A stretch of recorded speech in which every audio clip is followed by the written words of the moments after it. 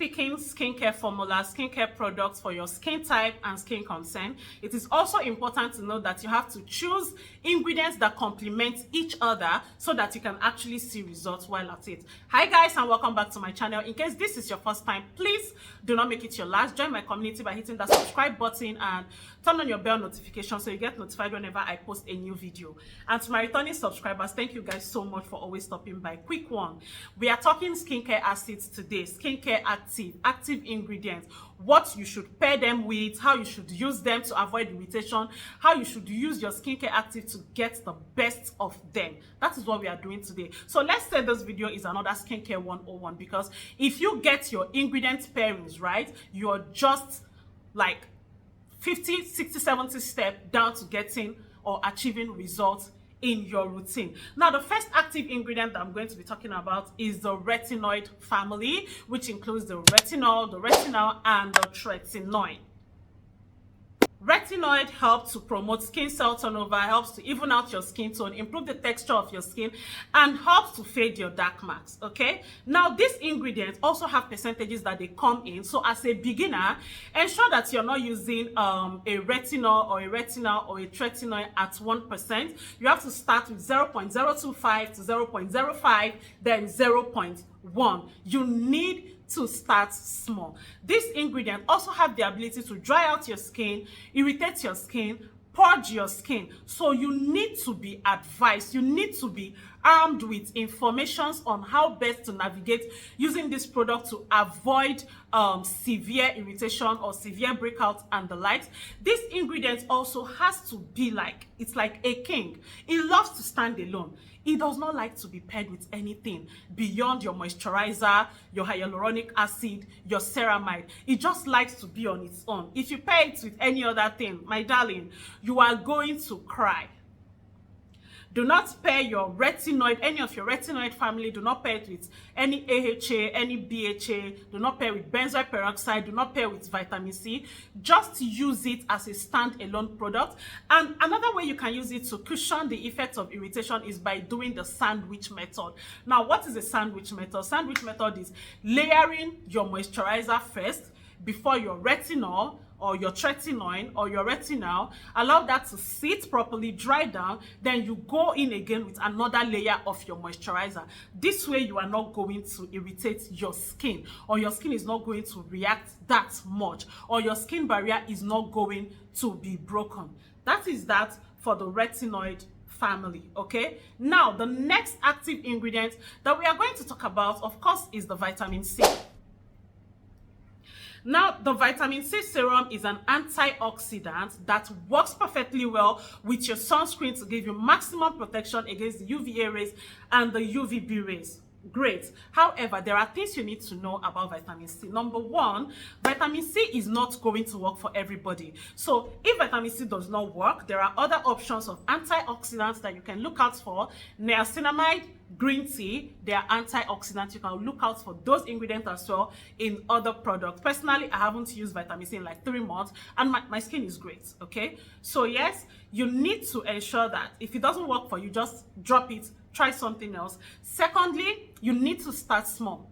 A lot of you want to use vitamin C and you're starting out right with like 20%, 15%. What happened to 10%? So start small, start with 10%. Build your skin's tolerance to a point that it can accommodate 15% or 20%. It is also important that you know that vitamin C can actually dry out your skin. That is why a lot of brands formulate their vitamin C with hyaluronic acid or vitamin E. It is very important.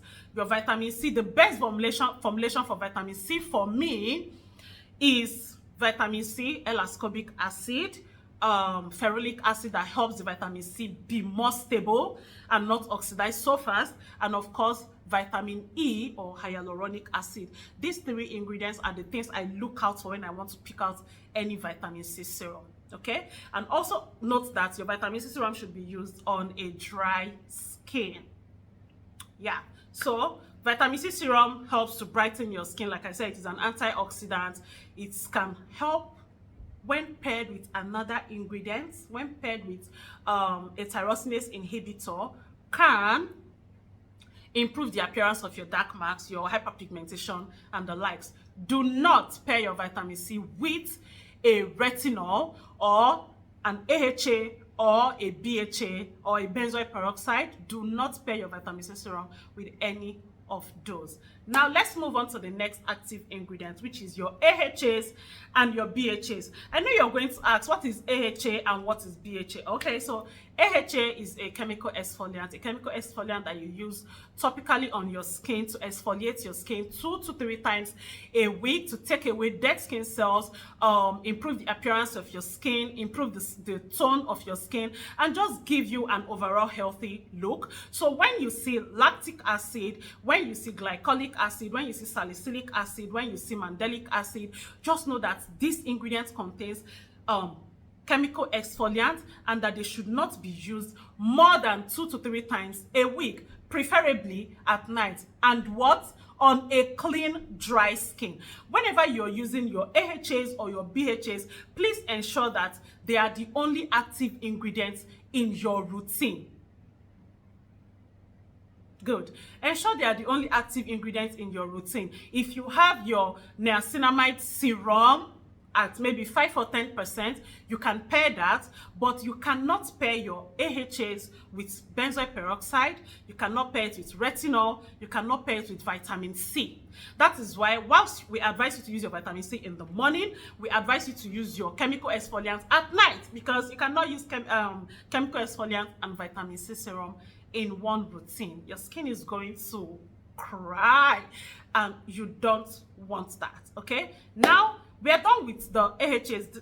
Am I missing anything else? Please, if I am, ask me your questions in the comment section. I am pulling this thing out from my head, and guys, I am going to miss out a certain thing, so just let me know. If you have any question, kindly drop it in the comment section. I will be there to connect with each and every single one of you and answer your questions as it regards this video and other videos that you've seen on my channel. Okay, now the next active ingredient that we are going to talk about, this one, a lot of people do not even consider it an active ingredient. That is why people go ahead to abuse the product, abuse the ingredients, and then come back to say, oh, this product did not work for me, this product purged me. Listen, we are talking about niacinamide.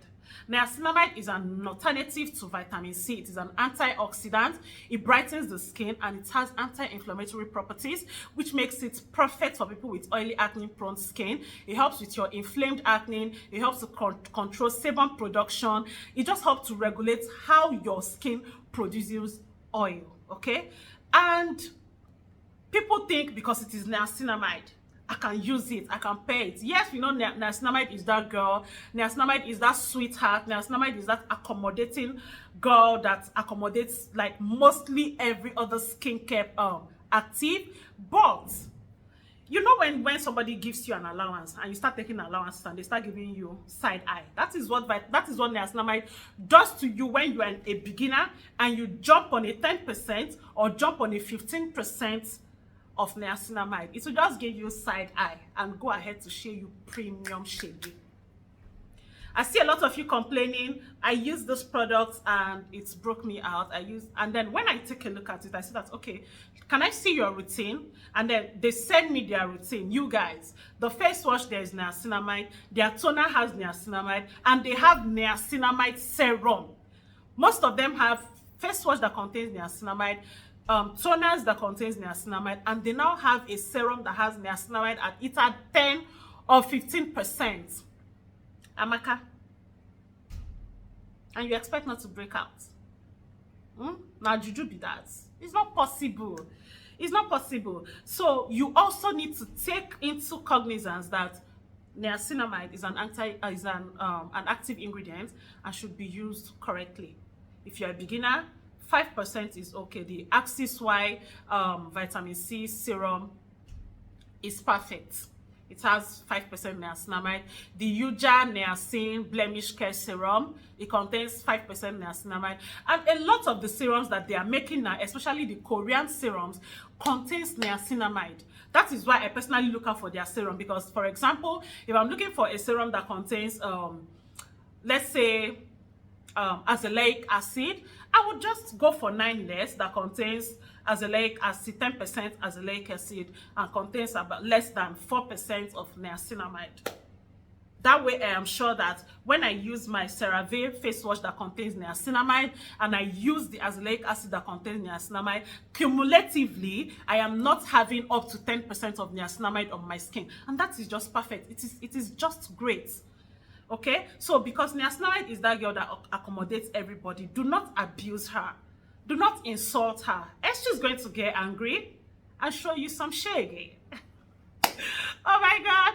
So yeah, that's that for niacinamide. Please start small and work your way up to the point where your skin can actually tolerate a higher percentage. You can pair your niacinamide with any and every other active ingredient, provided it comes in a very minimal percentage. All right, now let's move on to the next active ingredients. The next active ingredient is the benzoyl peroxide. Benzoyl peroxide is that girl. If you have acne, like those inflamed acne, like the pustules and the papules, you need benzoyl peroxide. And if you haven't seen the video on types of acne and the kind of treatments for them, I'll link it in the description box. Do well to check it out. Okay, now benzoyl peroxide contains antibacterial properties that helps to fight acne. Basically, that is the job it does. However, benzoyl peroxide can be actually drying. It could actually irritate your skin.